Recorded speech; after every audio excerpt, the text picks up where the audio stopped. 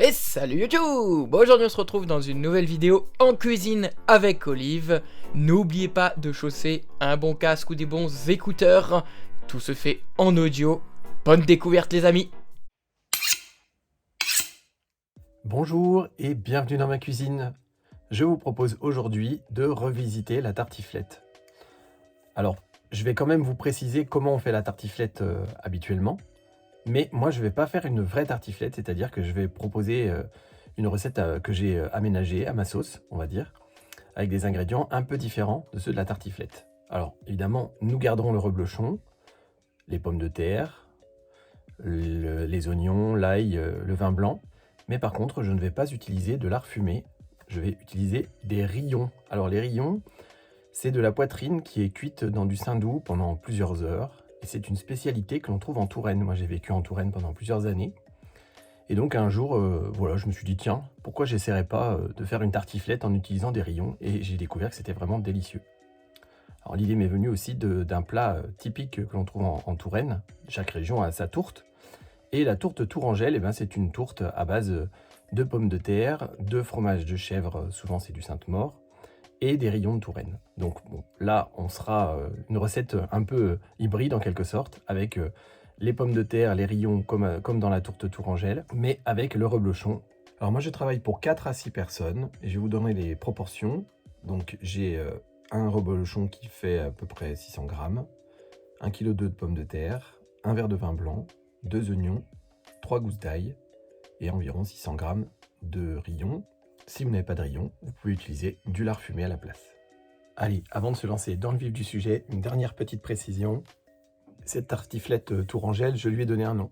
J'ai joué sur les mots et je l'ai appelée la touriflette. Pour commencer, on va préparer des oignons et de l'ail. Alors l'ail, je vais couper la base de ma gousse, j'en ai 3 gousses en tout à préparer. Je coupe la base et je la coupe pas complètement jusqu'à la fin, ce qui fait que quand je prends avec mon index la base de l'ail, eh bien je vais pouvoir décoller la petite peau, comme vous pouvez l'entendre, de ma gousse d'ail. Ensuite, je vais la couper en deux dans le sens de la longueur. Et ensuite, je vais prendre la moitié de la gousse d'ail, je vais la pincer entre mes 2 pouces et mes index, et je vais écarter de façon à l'ouvrir en deux. Comme ça, je vais pouvoir récupérer le petit bout de germe qui est à l'intérieur, qui n'est pas digeste. J'en profite pour enlever les petits résidus de peau. Je fais la même chose avec l'autre moitié. Si jamais ça casse pas, vous pouvez toujours prendre un couteau et avec la pointe, vous glissez en dessous du germe et faire un levier pour l'extraire. J'ai pris 3 oignons. Je commence par enlever la base, là où se trouvent les racines. Je fais la même chose avec la queue.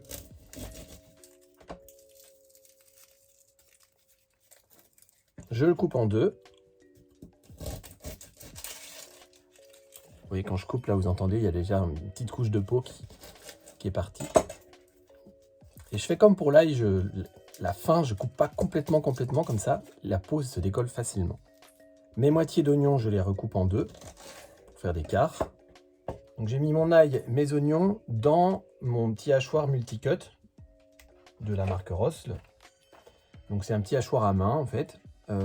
Ça fait un petit bol avec un petit couteau qui est à l'intérieur. Je viens déposer le petit couvercle et écoutez, vous allez entendre, je vais tirer sur une petite poignée qui fait tourner à l'intérieur le couteau de façon à hacher le plus fin possible mes oignons et mon ail. Alors dans une poêle, j'ai pris une poêle très grande, elle fait 32 cm. Je vais venir verser de l'huile d'olive. Je vais en mettre l'équivalent de 2 bonnes cuillerées à soupe. Je vais poivrer. Je vais venir verser les oignons et l'ail dans la poêle. Donc je m'aide avec ma main à l'intérieur du petit bol dont je vous parlais tout à l'heure pour récupérer les petits morceaux d'oignons et d'ail qui restent collés aux parois. Quelqu'un qui voit évidemment utilisera plutôt une spatule. Après, moi, ça ne me dérange pas du tout de mettre les mains dans les aliments. Je trouve qu'il y a un côté sympa et un côté sensitif qui est intéressant, je trouve.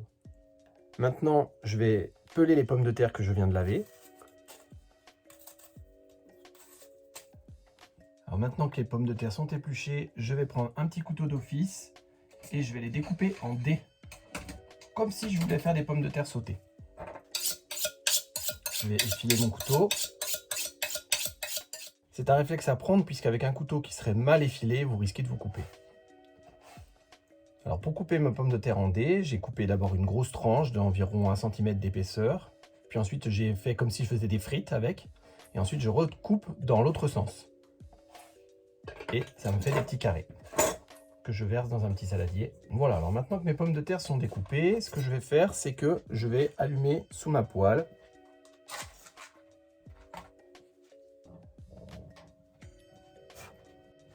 À l'aide de ma petite spatule en silicone, je vais venir répartir les oignons de manière uniforme dans la poêle et les mélanger avec l'huile d'olive que j'avais versée préalablement. Vous pouvez remarquer que j'ai pas mis de sel.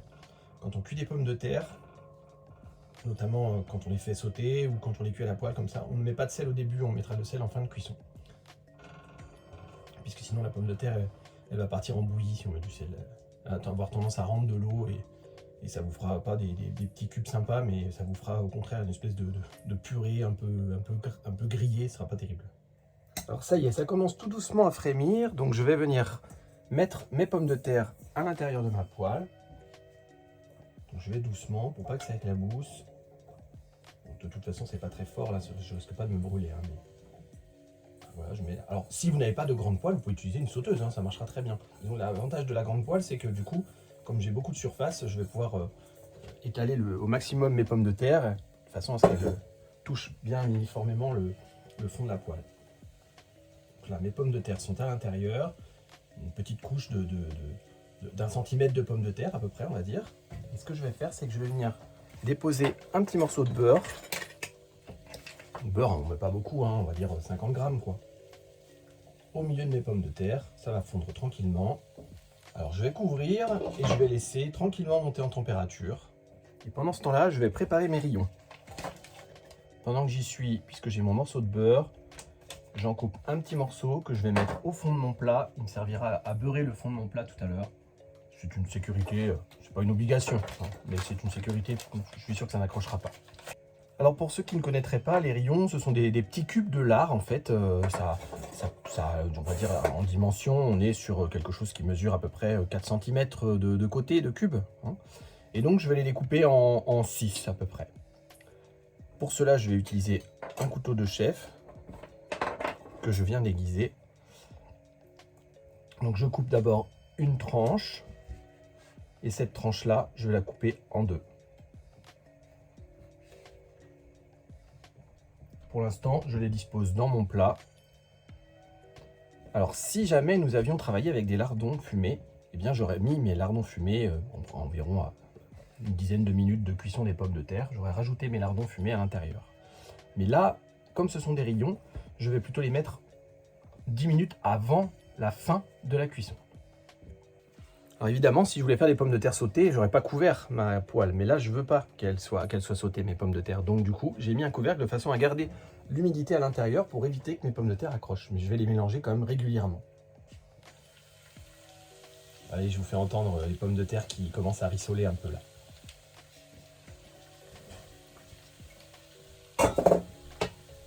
Comme je vous ai dit, je mélange régulièrement. Donc je vais tout de suite les mélanger, histoire de aussi répartir le beurre que j'ai mis à l'intérieur tout à l'heure.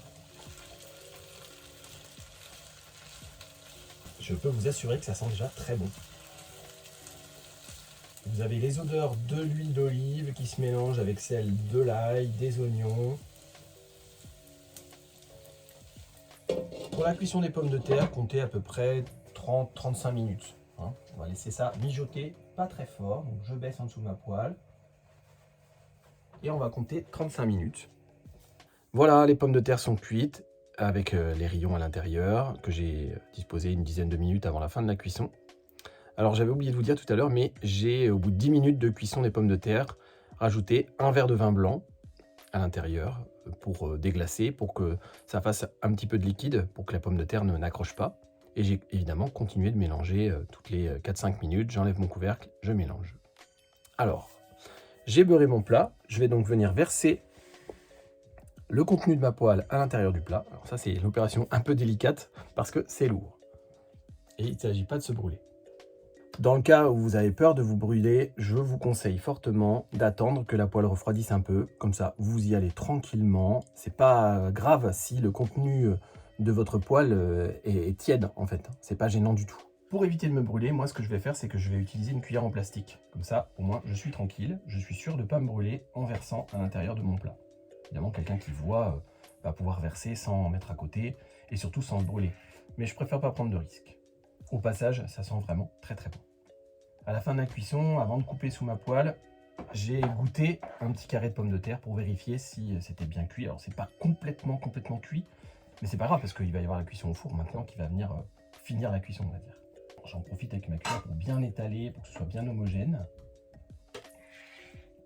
Alors maintenant que j'ai vidé ma poêle, ce que je fais, c'est qu'avec le dos de ma cuillère en plastique là, eh bien, je vais venir tasser un petit peu de façon à ce que ce soit bien homogène au niveau de l'épaisseur dans le plat. Là, il me reste à 1,5 cm à peu près, donc de quoi venir déposer mon reblochon.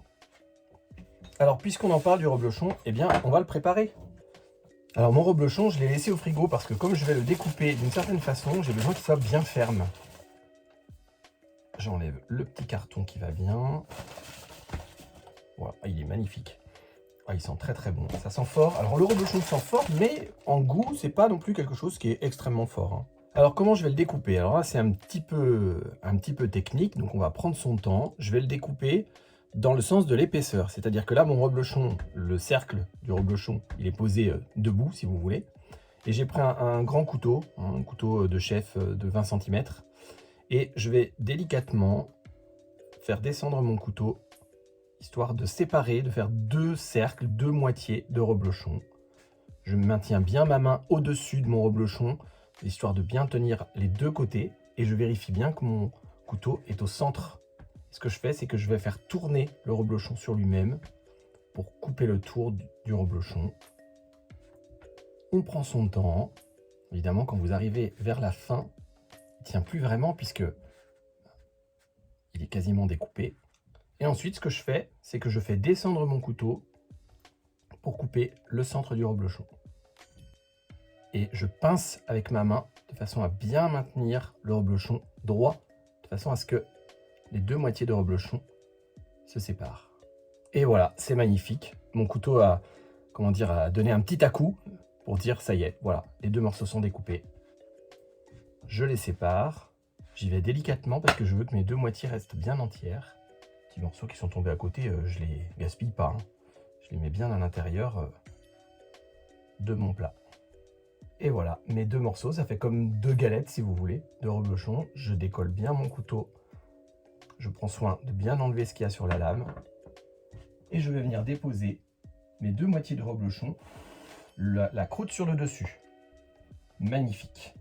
Les deux moitiés tiennent, alors c'est tout juste, hein. Mon plat fait juste la dimension, c'est parfait. Je récupère ce qui reste sur la lame du couteau, sur la planche à découper. Eh bien, c'est parfait. Pendant que mon four est à préchauffer à 180 degrés, pendant 5 minutes, je vais vous donner quelques petites précisions. Déjà, si vous n'avez pas envie de faire comme j'ai fait moi, c'est-à-dire de faire revenir vos pommes de terre pendant 30 minutes dans une poêle avec des oignons, du vin blanc, vous pouvez faire différemment. Vous pouvez faire rissoler vos oignons dans votre poêle et cuire vos pommes de terre à l'eau en robe des champs. Puis ensuite, vous les épluchez une fois qu'elles sont terminées. Mais pour nous, c'est pas pratique parce que quand on voit pas, les pommes de terre sont brûlantes. Donc pour les toucher, c'est pas évident pour savoir comment est la peau. Après, vous pouvez aussi attendre que vos pommes de terre refroidissent, les éplucher une fois qu'elles sont froides. C'est un petit peu plus difficile, mais ça se fait quand même. Et puis ensuite, les découper et les mettre à l'intérieur de votre plat. Rajouter vos oignons, votre lard fumé, si vous l'avez mis à l'intérieur des oignons à cuire, ou vos rillons, comme j'ai fait moi aujourd'hui. Bon.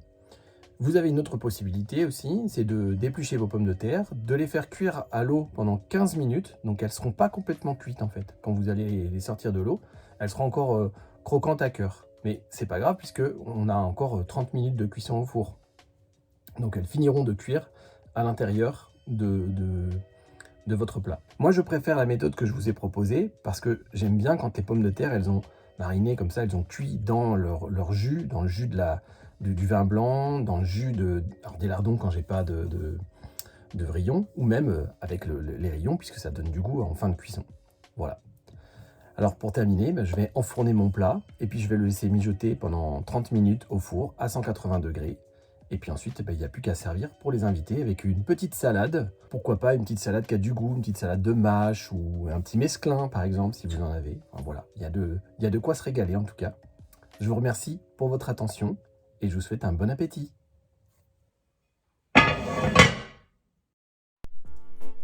Alors, ça vous a plu?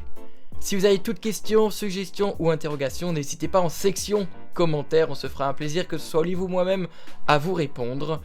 N'hésitez pas à vous abonner à la page Facebook et à la chaîne YouTube pour être au courant de toutes les dernières sorties et actualités. Également les amis, partagez le contenu, ce sera important pour nous et pour ceux qui souhaitent apprendre à faire de bons plats. Bon appétit, à la prochaine!